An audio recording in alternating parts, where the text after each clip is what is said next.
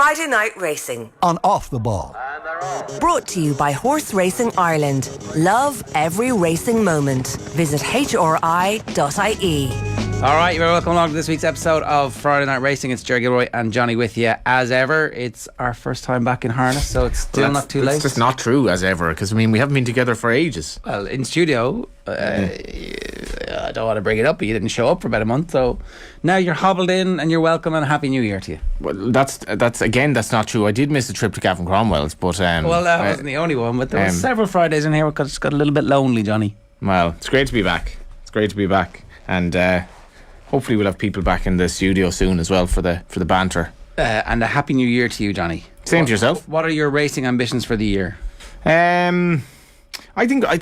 Sorry. One other thing. You signed me up for an ownership thing last week that I was here for. Yeah. For Charlie Carter's horse, How You Bud. Yeah, might be a little bit outside of our budget, but yeah, Charlie dropped me proverbial brown envelopes for all my promotion of Charlie Carter Horse Racing Inc. But no, it was good to see somebody successful at a small level, and the fact that he bought the dam as a foal and she's produced all these winners, and then How You Bud, and to think then that this 2-year-old boy walking the park, he's in a very good place at the moment, and that's just all from one dam, that he bought as a foal for Buttons, so lovely story. And are they? So I didn't hear the start of it. Are they flat horses or jumps? All jumps. So Marie's Benefit, I think, was the other one. She won a load of races, and then How You Bud, who's worth a lot of money, and he's 2 more on the ground as well, the 2-year-old and one other. And Walking the Park is obviously the sire, the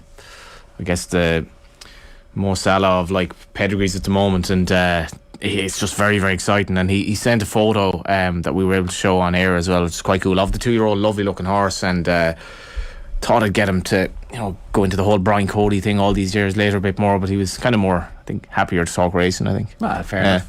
If anybody wants to leave a comment, you can WhatsApp the show when we're live on Friday afternoon on 085 7180 7180 or is it 089? It's been a while since I've been here. 53106. Oh, exactly. That's it. That's the text number this evening. Or of course, you can leave a comment on the YouTube stream. Friday Night Racing and Off the Ball is brought to you by Horse Racing Ireland. Love every racing moment. Visit hri.ie in advance of you heading to the racetrack for all your information. Or of course, you can follow the Twitter account at HRI Racing for updates, and the hashtag is every racing moment. Our guest this week is Ross O'Sullivan, who I'm delighted to say joins us now. Ross, good afternoon to you. How are you getting on? Hi Ger, how you doing? Hi Johnny, how are you getting on, Ross? Happy New Year. And to you. I was just looking back. It's almost exactly 3 years since you were in studio with us, and we've all changed. We all look a little bit older, I have to say. There's a bit more grey around. Yeah. I'm definitely a lot greyer anyway, one thing for sure. It's been a pretty eventful 3 years. One of the big conversations we had at that stage was the quality of the ground being good almost persistently, and how this might have an impact on purchasing. But we'll get into that a little bit later if we have time. In the meantime, you've had a career year last year, so how are you feeling about what's coming for the next 12 months? Yeah, we've had a great year. Yeah, we had a super year. Things have got bigger and better. They kept growing, and really looking forward to this year. We've the horses just week in, week out last year, plenty of winners, good season. It seems to have a nice bunch for this year as well. So it's grown and grown and grown. And if we can, the hardest thing is to try and repeat last year. And if we can do that now, I'll be very happy. Can you pinpoint something over the last couple of years where there was a bit of a turning point for you, or a hinge moment, or anything? Probably not. I think just head down, roll up the sleeves, get stuck in, trying to improve it all the time. Like I said, obviously it's 4 years since we were in the new yard that we moved to the purpose-built yard we built, and I suppose maybe the first year was probably, or a year and a half, was a settling in period and getting used to the whole place. Maybe you were doing too much or not doing enough, and getting used to the facilities that are here. And I suppose it kind of it's got better, like you said, every year. Nicer horses, and just a nicer bunch of horses. I suppose. And this year probably it just got better and better this year. I suppose it kicked off really with Rocky Sky winning the listed race in Navan, and from that kind of week on, it just seemed to snowball all year round, and the horses just kept running well. They're healthy and they're well, and yeah, like I said, it's trying to repeat that now, and hopefully it'll continue. You had a lot of success with young horses as well. That was the other thing that seems to have landed for you as well. So that's like a great sign. And it's always very, very interesting in any of the trainers that we talk to, particularly the dual purpose ones, about what the difference is and why you become dual purpose. And yeah, I know it's really just a business decision, but can you talk to us a bit about that? Because I know that one of your big successes was a horse that was a flat horse that turned into a jumps horse.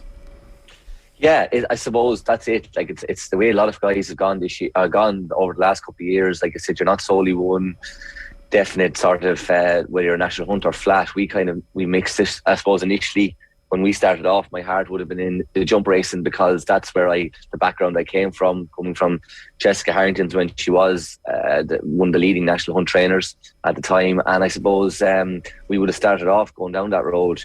It was for no particular reason that it changed. Maybe I think my first flat horse was the Sprinter Dunar Prince, and we had good fun with him, and we kind of learned from him, and it gradually over the last couple of years it's been 50-50 probably between jumps and flat, with success on both sides. But yeah, like I said, it definitely is a big help when you can do both. If you're solely a flat trainer, well, not so much the national hunt where it goes all year round, but definitely the flat season where it really quietens down in the winter time. Okay, you do have the dog, but like you said, it gets to the stage where you're trying to carry staff for the winter, trying to hopefully keep everything ticking along. A lot of your summer horses that have been running all year round go out in their breaks, and you're just trying to carry the whole thing through.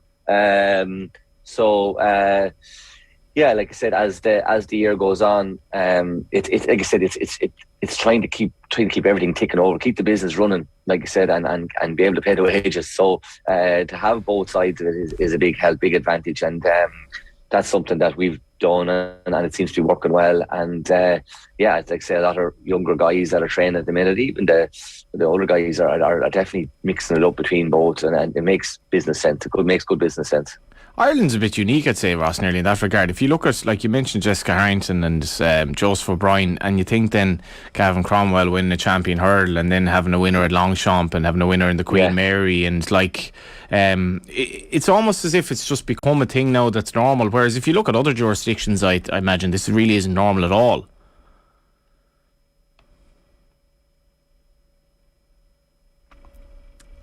We might have lost you there, Ross, did we? I have you there now, lads. Yeah. Johnny was just making the point that Ireland's a bit unique like this. Like, I wouldn't know what to say, like, necessarily in France, that it's like in the States. I'm sure this is not normal at all. Even if you look at Britain, you don't really have trainers necessarily trying to target, like, as I mentioned, Gavin, Jesse, and Joseph O'Brien. It seems to have become quite normal in Ireland, anyway. Yeah, definitely so. And like you said, like Gavin Cromwell and Jesse done a great job of it. I don't know why it's like that. Like I said, in America you have solely flat trainers. In England you definitely have, a definition between the two. Like I said, and lots of trainers are doing really well with both sides of it. And to me personally, it's a good challenge. I like both sides of it. Like I said, people try and define you whether one or the other. But I think a challenge of training a racehorse is, whether it's a flat horse or a jump horse, the challenge is there. And for me, I love the challenge of both. I like I said, it's definitely different, and it's different the way you train them. But it's a challenge either way, no matter whether it is. And to me, I like that. What's the difference? So I suppose with the national hunt horses, especially the young national hunt horses, they take plenty of time. Like I said, ideally, like I said, a young national hunt horse, whether he bought at the sales, it's changed so much over the last couple of years, with the guys now buying the Pint of Pint guys now buying the young national hunt horses and producing them to win the Pint of Pints. And like the business model has changed so much. I suppose years ago that wasn't there, and you would have to buy a national hunt horse at the sales, and it would go through the whole process, which people still do, buying them as a 3-year-old, breaking them, getting them going. But a national hunt horse definitely takes a long time. He said you could be easily waiting, a year, or even further, 15 months, 16 months for them to come through. The thing with that is you want to be very patient, but you could come across a little gem and it could work out. The difference with the flat is it's quicker. Obviously, they take less work. You probably, it's obviously just the injury side of things as well. Horses can, with the jumping, can pick up knocks, cuts, bangs. With the flat, you've less risk of that. But then you said I said a lot of people are massive National Hunt followers. So the training of both of them, I suppose, like I said, with us, the flat horse does take less of the endurance work, probably more of the speed work. Yeah, but there is definitely certainly a challenge in both of them. Like, I don't know, is there a correct way to train National Hunt horses? Or, like, you know, you look at the success John Ryan has had this year, and, like, I can't get my head around the way he runs his horses. He runs them nearly every second week, if not every second day. I mean, he had a horse down to run twice last weekend. I think one over fences, one over hurdles. And, you know, I'd be looking at the Racing Post doing spotlights and be like, I can't figure out how this horse been campaigned, but his horses seem to hold their form, and by all accounts he gallops them, I think, over further than the average trainer. Like, is there a bunch of trainers, like the top trainers? You did a very interesting article with interview with Ronan Groom in the field about like, you were saying it's a bit like Pep Guardiola and Klopp, like having chats about how they train their specimens themselves. In the National Hunt game, trainers chat away and you can pick up pieces of advice. But, like, is there a right way, is there a wrong way? Some, like, you look at John Ox in one extreme and John Ryan in the other. Yeah, no, that's the uniqueness of it. Like, it's such an amazing thing. Like I said, everyone in Ireland, like, it's different. Like you say, you go to America, a lot of the trainers train on the track at their barn. You know, it's the same facilities. It's pretty much the same thing. A lot of times in Newmarket, we went there this year to the sales, and I went for a walk over to look at the horses. There's a big hill, Warren Hill. Most of them do 2 canters up the hill.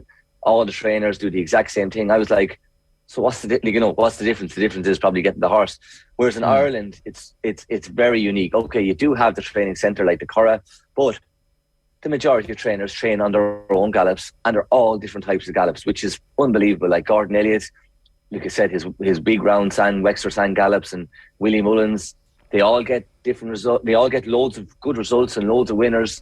And like I said, then you go down to John Ryan, who wouldn't have the same facilities, but is having an unbelievable season. And it's the uniqueness of it, which is probably, it's great to see. And it makes it kind of even more of a challenge, and it makes, like I said, whether it be flat gallops, hill gallops, England, majority of them use the hill. I suppose they follow whatever was the success behind them, like Sir Martin Pipe over the years, followed on by Paul Nichols. A lot of them train up the hill gallops. And in Ireland then you have the flat round gallops like Willie Gordon, Gavin Cromwell, all them have proved that they don't need the hill. They can get the winners on the flat, on a round gallop. So it's unreal. It's brilliant because it creates conversation.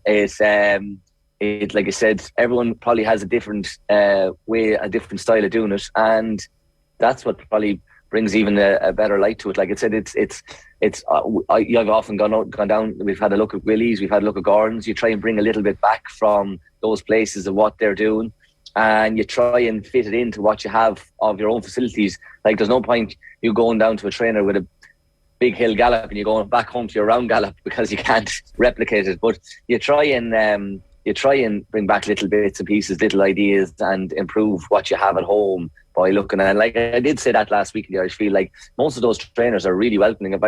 You wouldn't have it anywhere else. If I ring Gavin Cromwell in the morning and say, hey, listen, there's any chance I could pop in and have a look there Saturday morning, watch the horses going around, Gavin will turn around and say, no problem, call in. He said Gordon did the same. Like it is, like I said, the national, especially the National Hunt side of things in Ireland, like there is a great community spirit, and everybody knows how tough it is, how hard it is to find a nice horse, and to when you do find a nice horse, to hang on to them. That you know that an offer doesn't come in to sell them, and like there is, everyone knows that it's hard work. People have to get stuck in, and I think there's a kind of a appreciation kind of between all the trainers that they know like how tough it is, but also that we're all in it together, and people like, it's great to see it, that it happens a lot in Ireland, where you can call in to see a place and study it and learn from it and try and bring that bit home to improve yourself. While the place is obviously important, it's the people who are making the decisions about how hard they're going to work a horse and when they're going to work a horse and how close to a race they think the fitness is going to come. That's the bit that is unique and individual, I suspect, to each of the trainers. Some of them, I mean, they probably all have fairly similar, and it's very similar to what you would hear about human athletes as well. Is there anything in that you've kind of changed and altered over the years yourself? No, just like I said, most horses are individuals, and like you said, it all really depends on the horse. Like you said, they all can't. Like you said, you have to create a system that works, but you also have to train the individual. And like you said, you could have a light little filly. It just doesn't take as much as the big gross horse, the big 16-3 horse, big heavy national owned horse. You could have a light filly. She might be a jumper as well, but she just mightn't take the galloping. So I think the key to it is, I think, train them as much as you have in your system and it all fitting in so that the system works. A lot of it is also training the individual and good staff around you. I think building a team around you is probably a huge part of it as well. We're lucky now, over the last couple of years, we have a great team with us, and I think they all kind of understand, like you said, the system and have seen the results this year, and they know, like I said, how the whole thing works, and they're mad keen for more success. I think a lot of it is, like I said, you hear about Willies and Gordons and Gavins and all of that, but it's the big team that's around them, and that has to be a huge thing as well. As much as it's the trainer, it's definitely the team that buys into it and helps the whole thing move along and build from it, like I said. And like I said, all horses are all individuals. Like I said, they're very much personalities, like people. Like you said, you have the happy horse, the grumpy horse, the sad horse, the sore horse, and you kind of have to figure them out what way they are, and then try and get the best out of them the way you can do it. I suppose it's trial and error, and the more you do it, it's practice.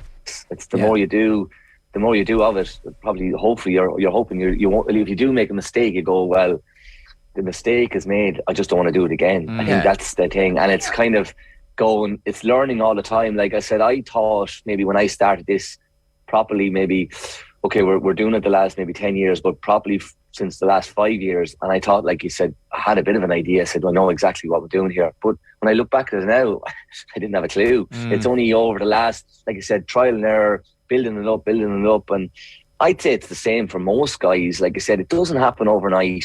You have to keep working at it, being positive. Like you said, the dream is there. You're always thinking of, like when I get a phone call rings and an owner rings and they send a horse, you're always hoping this could be the star. This could be the one that you never know what could happen. This could be the one that could put you up in lights. And it's really, like I said, it's moving along, trying to improve all the time. And like I said it in the interview the other day, like Gordon, Henry, Willie, even Gavin, none of them started out big. Like I said, like I said the other day, like Henry, I remember when I was working for Jessica Harrington, I was riding a few pointers for Henry. Now, Davy Russell was still out. This is going back probably the last 20 years.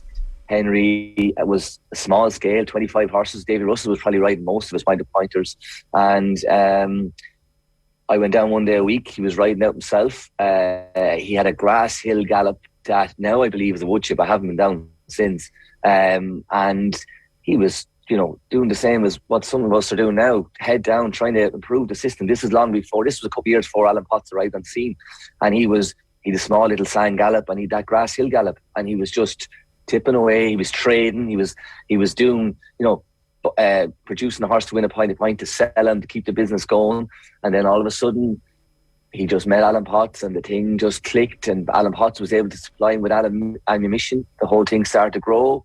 A good few years and then plenty of success, and obviously he had to prove it. When he got the ammunition, he proved he was well able to do the job. And then when Alan Potts moved on, Jigginstown stepped in, and the thing has just grown and grown and grown. And I'm sure Henry has got better and better and better, and probably learned from things he did over the last good few years. And then Gordon the same. Like I said the other day, Gordon, I remember going up to him. There was a couple of guys under the filly that I knew well. They had a point filly. Gordon, it was just, he had a small yard until cock. I think he had maybe 15 or 20 horses. He was riding out himself. He had very little staff. Went up to ride this filly. Gordon schooled her down over. I schooled the filly. Gordon gave me a lead on a lead horse down over the fences. And Katie often tells the story about Ruby when he was starting out, and Willie driving the Jeep and trailer, and he pulled into the yard to collect Ruby to go off to ride a horse for him in the bumper. Do you know? So what I take from that is, like, it doesn't happen overnight. It's a lot of hard work. They all started small. Yeah, they are superpowers now, and they're brilliant trainers, but they all started off very small, and you have to take that attitude for going with it, rather than any other attitude that it's too hard. Because if you go the other way, you have to be positive. You have to have positive thinking about it. You have to be kind of give it a go, and if it hopefully it'll click. Hopefully someday. Oh, just having a bit of trouble with the line there. It's not like It has to be positive. You know, it has to. You have to take that thing from what those guys have started out from and the way it's grown. You know, so that's the way I look at it. And like you said, it's and enjoy what you do. Yeah, you know, which we love doing it. Like we said, like whether we have. Yeah, you know, you have to, like, I love bounce out of bed in the morning. Every day is a challenge. There's plenty of ups and downs. Okay, the frustrating days, but I wouldn't change it for the world. And like I said, we've a relatively small yard. I suppose we have 40 horses. And on this scale, or these days now, it's probably on a small scale. But we love it, absolutely love it, and it's something I wouldn't change a bit of it. Can I ask a question about the ammunition? Right, is there a prototype horse that you look for that you think you're best at training, or actually is the other alternative? You can go and pick horses that other people might not necessarily be that interested in because you see value in a small horse or in a particularly big horse or something that's slightly unusual about this horse. Do you think, actually, you know, I see enough in this? Budget is everything, I suppose, and our budget. You know, we were lucky enough. We've a couple of we've good owners, all keen to have success, and all have you know, they all have a budget. It wouldn't be huge, but we source the horses to what we can with the budget, and you're all the time trying to, you know, like I said, it's being able to fit that horse into your budget and hope. And we bought a couple of horses, the horse and training sales in Newmarket now recently. You're hoping that you can, you know, squeeze out a little bit of improvement in them, and hopefully you say that horse. We've been lucky over the last couple of years, from all different types of budgets. Like that filly C Sessions, who won the listed race for us this year. That's a good story as well, isn't it? Like, Katie Butter's a yearling. She cost $5,000. She has a goodish pedigree, but she wasn't the biggest of sizes at a yearling. Just took a chance on her because of her pedigree, and we broke her, got her going, and ran her a couple of times as a 2-year-old. She was third over a maiden, over a mile in a maiden as a 2-year-old, and then has been so consistent this year. We, you know, won on the flat. Was placed a good few times, and then we decided to go jumping with her. It's not all about size either in that, like, you know, you don't, a lot of hurdlers aren't that big as well. Like, no. Without a doubt, Johnny, like, you're 100%, like, it's all about whether they like it or not. Like, jumping is everything, and like, whether a horse likes jumping or not, they have to, like I said, you can often get a horse in the flat rated in the 90s, high 90s, and you said, God, this lad, he's been placed over, he's won over a mile and a quarter, a mile and a half, and you can get a horse like this filly who's in the high 60s. But if the horse in the high 60s loves jumping and the horse in the 90s doesn't like jumping, also that can switch around very much. Like I said, it can flip like that. You could end up being the high rated 60s or 70s horse can be a far superior horse over jumps than the horse in the 90s that actually just doesn't like jumping. And as much as that's the risk and the gamble that's involved in it, and as much as you again, no one has a crystal ball. That's the great thing about this. Like I said, it's and the challenge involved. You just don't know. Well, say if, like, Katie's done well, but like, is there? Do some people go to the sales and believe that they can see something that others just can't see in a horse, that just the way he or she walks or something about the physicality, like, because the beauty of this is that it's not, it's like going into the transfer market. There has to be a negative somewhere, otherwise it wouldn't be 13 grand, if you know what I mean. Princess Zoe was branded negative, wasn't she? Yeah, like, so there's always... That's the great thing about it, is that the Princess Zoe story, or there's loads of stories like it. Like I said, the Ronald Pump story bought for £1,000, and we could name out the loads of different instances, and that's what makes it great. That's because if it was the other way, if it was what the most expensive one was, like I said, it wouldn't be. You know, a lot of people would lose interest. Especially in the national hunt side of things, you just don't know what can happen. It's great that is there. Like you said, you can that like you said, no one has a crystal ball. A lot of people think that they might be able to see a star, but it's a lot of luck. It's okay. You go to the sales, you have a look at the physical, and you have a look at what the form is, and you hope, like you said, that first of all you can afford them, whatever's in your budget, and then you just take a chance and hope it clicks, and find out a little bit of information from especially the horse and training sales. If you can get a little information from the yards, that's key. That's, like I said, if you know someone, and get that information, that this horse obviously is 100% sound and looks like there is improvement in him. That maybe he had a hiccup along the way. Yeah. On C sessions, right? So the decision to go jumping, was it obvious? Was there a conversation? How did that come about, for example? Well, she stayed very well on the flat. She ran over a mile and a half and also over a mile and 6. She was fourth. So we definitely thought trip was not going to be no problem. She was third, like I said, as a 2-year-old over a mile. So trip wasn't another problem. It was all about whether she liked jumping or not. So when we started schooling her, she took to it very easy. And I kind of said, great. Like I said, if we knew the trip wasn't going to be a problem and she liked jumping. And you kind of know, looking at them, no matter what, it would be great if there was a schooling ring in the middle of Newmarket at the horse and train sales and you were allowed to let them in and run around loose, because you'd know straight away. You would know if they like it or not. She just went down to them. She was forward going. She attacked them, took them well, and we kind of thought that, this filly, no matter what, is definitely going to run very respectably in her 3-year-old hurdles career. Would you tend to school most of your flat horses on the off chance that one of them, like, is that something that you would just do as a matter of course to see, well, could any of these be, what's the story with these? Because it sounded like she was already a decent flat horse. Yeah. Sorry, so you would do this with other horses? Yes, I have you now, Yeah, sorry, we're back in. Yeah, I have you now. The schooling is actually even great for a flat horse, just to change his mind, even if you're not going jumping, just popping a few poles. We've done it even with sprinters that that definitely won't be going jumping, but just to pop a few poles, change their mind. So the jumping can, like I said, it just changes their mind. It makes life a bit more interesting. They might have got a little bit bored in the flat and to go jumping, but the likes of the ones that definitely get a trip, if they take to it, it does. Like I said, if they get a mile and a quarter plus mile and a half, then there is a great chance they can go jumping, and that's where. Yeah. My last question on this then is a 3-year-old filly that you're going jumping with, is that actually a little bit early generally, or for if C Sessions had been born as a national hunt horse and trained as just a national hunt horse, might she have been 4 before she was running anyway?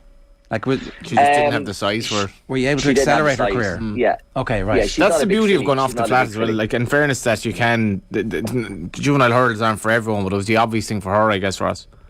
Yeah, and like I said, she didn't have the size. She was always going to be a little bit earlier. Sometimes those big raw horses take a little bit of time. She was quite small, quite compact, took her training well early, so she did, time wasn't needed on her side, and she just took to the jump and she just loved it. So we started her off in Punchestown in that 3-year-old hurdle, and she ran a cracker. She was just she was very lucky at the first. A horse fell in front of her and she actually jumped on a horse on the ground, and just got beat on the line, came home really well, finishing second. And at that stage then Katie still owned her, but we were hoping to sell her, and we got her sold to stay in the yard, which was great, because sometimes you have to sell them and they have to leave the yard. Again, it's all part of the business, just to keep things moving and keep the business going. But lucky enough, we were able to find an owner, a guy that was able to buy her and keep her in the yard. And then she went on and she was second to Phil Dore in Down Royal. Ran a good race, was well beaten, but he looks the real deal, that guy. He looks like he's going to get to the top, and she ran well, maybe a little bit keen on soft ground. So we decided then to bring her to Liverpool, and mainly, there was a race that she was going to get a little bit of black type, and her owner was from the north of England, so it all kind of tied in well. He was going to have a day out in Liverpool at Aintree. It was the Beecher meeting, which was the first week in December, and he was looking forward to it, and we said we'd roll the dice, hopefully to finish third, get a bit of black type. It's a race that Gavin Cromwell, it's a fillies listed race for 3-year-olds, with rules. It's fillies only, which is a big help. And like I said, it's a race that Gavin Cromwell had won in the past, twice I think, and we said we'd give it a go. There was plenty of Irish horses in it, and it was unreal. The guy that owns her, Andy, with Stuart Robinson and Andy own her together, and Andy, big Man United fan, he himself and another guy, Mark, we headed over on the day, but he suggested we stay and go to. He was going to bring us to Old Trafford the next day, and I was going, I hope this filly runs well, because it could be a long weekend if this filly doesn't run well, because we were there for the 2 days. But look, it was brilliant. It was like I said, as a Carlsberg ads don't do weekends, but this definitely was a weekend, because we arrived over on the day. It was a dirty, wet day, but Andy had brought up 10 friends, a couple of guys from London, with a table at the races. She won. The guys went mad. We had a great night, day and night. And the next day we stayed locally, and the next day we went to Old Trafford, which I had followed United a good bit more so when I was younger, back to the 90s and the Cantona days and all them, and more so when I was younger. But we went. He had great seats at Old Trafford. We went for the next day, and we were still reminiscing about the day and the night before, and it was a great weekend. So, and she's still thriving. She worked this morning. She worked really well. The dream is to go to Cheltenham in March. Andy has gone with his mates for the last. He's had flat horses, but this was his first jumper. He's gone to Cheltenham for the last 20 years. He's never had a runner there, apart from last year when he couldn't go. And that's the dream, is to get to. Yeah, that's it. We've been talking about Cheltenham since she won an Aintree, and it's hopefully she'll get in. The Fred Winter is the ideal race for her, the handicap for 4-year-olds only, and hopefully we get a run. We get in at the bottom maybe, and he said it's where she worked this morning. She's going to work again next Friday. She's going to run maybe at the end of the month, and that'll leave us maybe 6 weeks away from Cheltenham. So the dream is to get to Cheltenham. How do you plot that course? What will be? Yeah, so it's a run in between, kind of at the midpoint almost. Pretty much. She's a light frame filly. She took a lot of racing all year, so you're kind of conscious not to overdo it. And so we avoided Christmas. We could have ran in something at Christmas. There was plenty of options, It was, but it was just a choice. We said, listen, we kind of try and leave her fresh. There is a race now in 3 weeks' time. We're going to go for, and that'll leave us just kind of with a 5 to 6 week break, and hopefully get into the Fred Winter. It's not a gimme. It's not a given that we're going to get in. You won a listed race already. You have to get in. No bother. When you're talking to Sandy, like we're around the one. We wouldn't if we're around the 120 marker at the minute, as in the handicap mark. We would get £5 or £6 get over. So we're 125, 126. Despite the fact Gavin's horse won subsequently and all that. Yeah, no, that'll help. That'll definitely help. That'll give us a little squeeze up. Last year we would have got in. The year before we wouldn't have got in. So I don't know if the horse population is there, to be honest, Ross. Maybe I'm wrong. I hope you're right. Off the top of my head, the Triumph even. I mean, I didn't hear in the Triumph as well. I don't think the Triumph had a massive field last year at all. And I wonder, was that to do with COVID though? Probably was. There's serious issues in Britain with horse population in general at the moment. So serious? Yeah, well, like you saw even this week on the all weather. I mean, there are 3-runner race and like 3-runner, 4 and a 5-runner races. Serious issues. That's also kind of a consequence of the prizing situation in Britain. But I'd be very hopeful anyway that you'd get into that, if not. Yeah, and that's what. And like I said, hopefully, she'll be entered in that. We'll stick her in a couple of other little races as well. But the ideal race really is the Fred Winter for her. So fingers crossed we get there.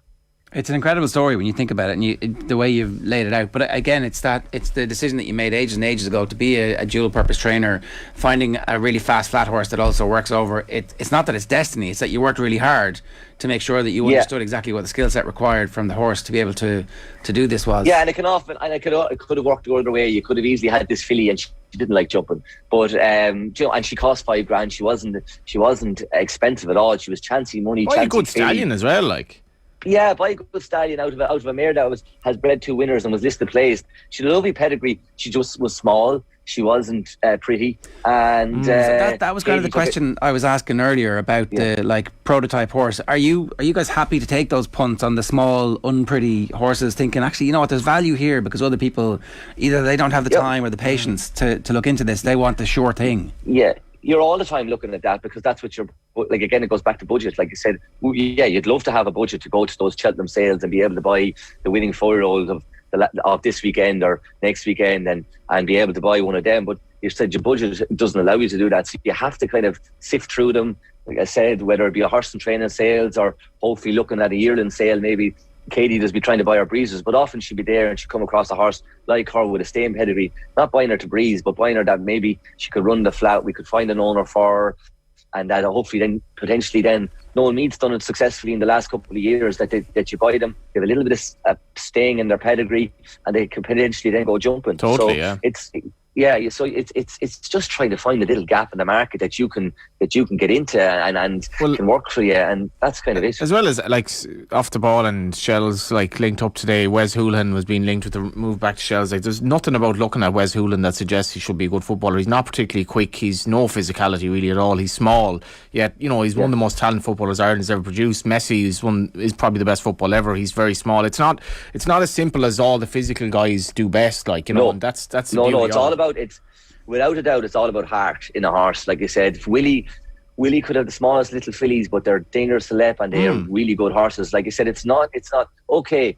It can help to buy the physical if you have the budget, but you have to think outside the box when you don't have the budget. And it's taking a chance on something like this. Filly had a good pedigree. She wasn't expensive. She walked her ring. Who's to say if she made 7 or 8 or 9 grand, Katie would have said, she was there for chance of money. I take a chance on it. She would have walked away. It's a big difference in 8 grand and 5 grand, like.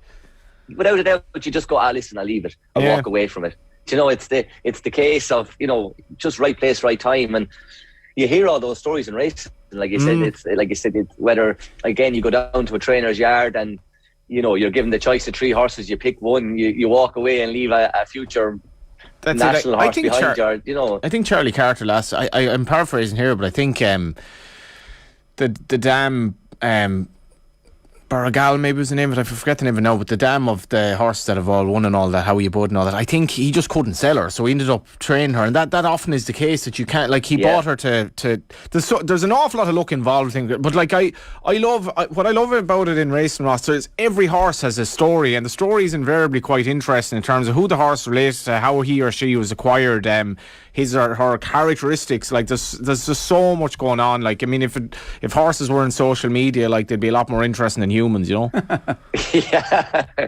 without a doubt, and that's what makes the great challenge there, and that's what gives everyone hope. And like I said, as I said before, if it was all about money and all about trying to, if it was so simple, there wouldn't be the challenge there, and then people wouldn't get into it. Like you said, there's always the story, the look of something coming along, whether it's the Sky Ace or anything like that. Those stories are brilliant, and they're good for racing, and they're good to be highlighted because it keeps people interested, and it gives that syndicate of guys that are there on a Friday evening mad to get into a horse going, it can be done. You can just get lucky. It's like watching that program on Netflix there, The Dark Horse. Those stories are just brilliant. What was the name of the horse that won the Welsh National? Dark Horse. There's a program on it on Netflix at the minute about the Welsh village. It's brilliant. Yeah, it's about the Welsh village there. There was 30 of them in a syndicate. They got this horse, and he ended up they put him in training with Philip Hobbs. They were all working class people from a mining village in Wales. It's on Netflix at the minute. It's brilliant. They made a film about it recently too, but there's a documentary about it on Netflix, and it's, again, those stories you sit back, and I love watching them because I turn and go, Jesus, it can happen. It can be done. Any of us. Like I said, we can find a horse and then we can win a Welsh national or be lucky enough to win an Irish or an English national. It just, you need them to keep you going. So they're the stories that everyone wants, and keep the dream alive. The other thing, I suppose, is that you just get better at placing your horses in races as time goes on, because you just acquire more and more information with each passing year. You just lived. I placed that horse in the wrong race. I placed that horse in the right race, and here's why I did it. That kind of stuff. You're 100% right. Like I said, there's nothing like trial and error and failing and making mistakes and just realising not to do that again. And it is that. It's definitely a lot to do that, and that's the same with Gordon, Willie Henry, and them. I'm sure they were the same, and it just the practice makes perfect, and then just be lucky to be in the right place at the right time, and the thing just keeps growing, and you have to be positive about it. Like, you have to kind of take the good outlook from it and say this can be done, and let's give this a go, and you can't go around saying poor me or you'll go nowhere. One last thing I did want to just bring up, we had a good chat about the weather. Obviously Johnny was obsessed with it 3 years ago when you were in last, and the quality of the ground and the fact that the ground is always good. And I know it's an issue, people are already talking about Leopardstown for the Dublin Racing Festival as well.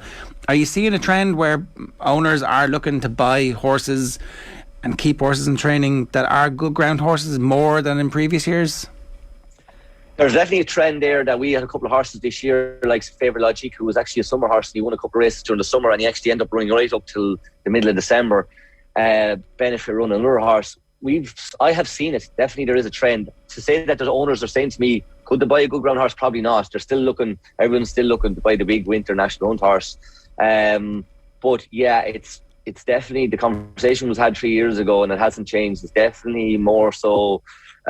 We had good ground right up till the middle of December, and who's to say, like you said, okay, we had a serious rain over Christmas, but and especially Christmas Day, like I don't think there was anywhere in Ireland that escaped, but we needed it badly, and Leopardstown needed it, everyone needed it, and we are probably looking at drier times. At the minute, it hasn't changed the profile of the horse. At the minute, I said it's still the Winter National Hunt horse is still being bought, and I haven't had an owner say anything about that yet. But it's definitely there. It's definitely an issue. Yeah, this is our niche, Johnny. It's like, and I think there was like a survey recently of what Irish voters were most energised by, and it was kind of housing and health. But like, climate change is. It's going to be so catastrophic. But on the level of Ireland, it doesn't rain in Dublin at all anymore. Like Leopardstown, it's seriously, it does not rain in Dublin at all anymore. And then when it does rain, it's biblical for a day, like you say at Christmas. Yeah. But in all seriousness, and if you want to talk about that from a racing perspective, you can't really plan that much anymore, because like the chase ground and the bumper conditions, even at Leopardstown at Christmas, some people thought it was too quick. This is in December. Like, this is Ireland in December. Navan in December was good ground. And so, like, this is what, as Ger said, Ross, like, they're talking about, getting it right for, and I've sympathy for Leopardstown, because you shouldn't have to be talking about watering in December or February. But that's the way it's going. Ireland is getting far drier, and when it's wet, it's flash flooding. And this will have ramifications, I think, for the purchase of horses, because you can't even rely now on how much proper winter ground have we actually had this season? Very little, and I do agree with you. I think as much as cost is going to come into it, tracks are probably going to have to adjust as well. I see, like I said, Leopardstown on the Winter Racing Festival are watering, and obviously have brought in a bunch of guys or a specialised crew to assess this, and they're going to do little and often, was the statement we all read about the ground. And like I said, they're aware of it, which is probably the most important thing. And obviously we've had voices from the top trainers saying that, like you said, that they won't run unless this ground is right. So at least we're a month away now, and there is plenty of notice. So they like I said, it's for them to get it right now. No one's going to complain if it's very soft this time of the year, but they will complain if it's good. So hopefully it will work. Tracks are probably going to have to adjust. Cost is going to be a big factor, but it's going to have to go that way, or you're going to have to, like you said, Punchestown do a great job when it comes to April time. They definitely get a lot of runners and so it's just going to be up to the tracks to try and be aware of it. And it is a very hard job. I'm not saying, like I said, whether it's clerk of course and everything, it is a very hard job, but it is going to become definitely an issue over the next couple of years. You have a couple of runners this weekend as well, by the same token, and am I right? Am I right? Yeah, by the same token runs in the first tomorrow. He's a horse that won 4 races for us, probably going chasing a little bit later than what he should have done, but jumps fences well, schooled very well last week over fences. Conor O rides him, knows him, he's won on him. Only little issue about him, I would fancy him big time if it was left-handed. He's won all his races left-handed, does favour going left-handed, but there was no race for him, so he has to run right-handed tomorrow. It's a 2-mile rated beginner's chase, which means it's not for horses rated 116 or less. He's rated 113, so he's banging the money. He doesn't have to take on the big guns of Willie or Gordon or Henry or anything like that. So it's the right race for him. Ideally, I would love if it was left-handed. I would really fancy him as left-handed, but he just has to take his chance and go on it. We've another horse running in the maiden hurdle. He's okay. he'll find his level somewhere along the way. He's a homebred. The owner sent him to us, and he's a grand straightforward horse. And then we have a couple of runners during the week in Dundalk. So yeah, again a mixed batch between flat and jump. Looking forward to the spring. Yeah, no rest. But sure, you wouldn't have it any other way. Ross, great to have you back with us. Wouldn't have it any Thanks other a way. million, Ross. Yeah, brilliant to have you with us. Thanks, lads. Thanks, Jared. Thanks, Johnny. That's Thanks very great much. stuff there from Ross O'Sullivan, trainer, and just some really interesting stories. If you want to get in touch with us and you're listening on the radio this evening, 53106 is the text number. We'll be back after this. Friday Night Racing on Off the Ball. Brought to you by Horse Racing Ireland. Love every racing moment. Visit hri.ie.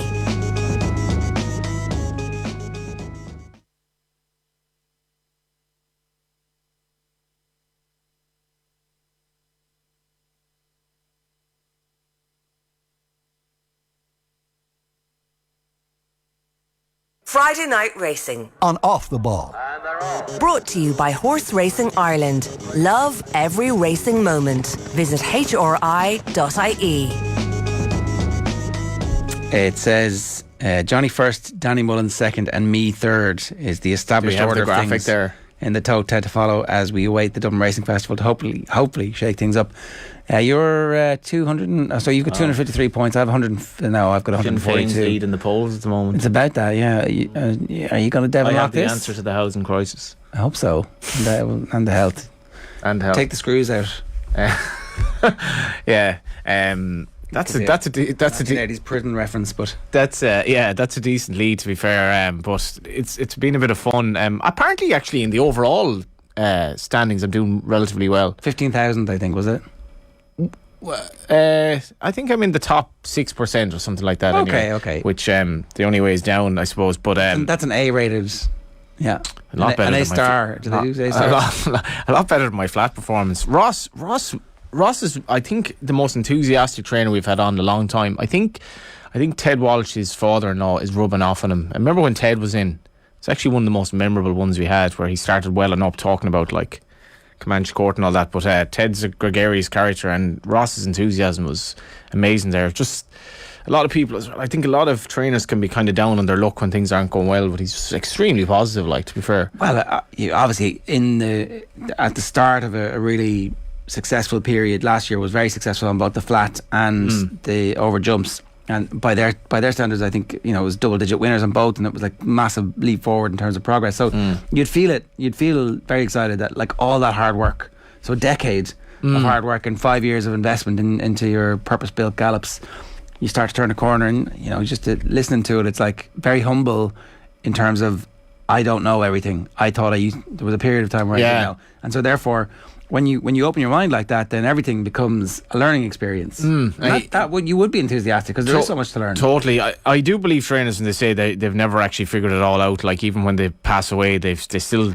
learning right up until the end. And like, what's the beauty of that is the two horses that the listed winners, like these, he doesn't have access to expensive horses. So I do think when you're a trainer and you have that one horse, it's like life itself. If you've something to look forward to, it can keep you going through the bad days. And when you've one horse that's particularly good, she will sustain you when times are maybe not as good. And even the fact that the horse that brings them such success is a horse that they've seen and developed and evolved and gone to the sales and bought. It was like Charlie Carter last week to have the dam and then to keep her for 20 years. I think Charlie said she died as a 21-year-old.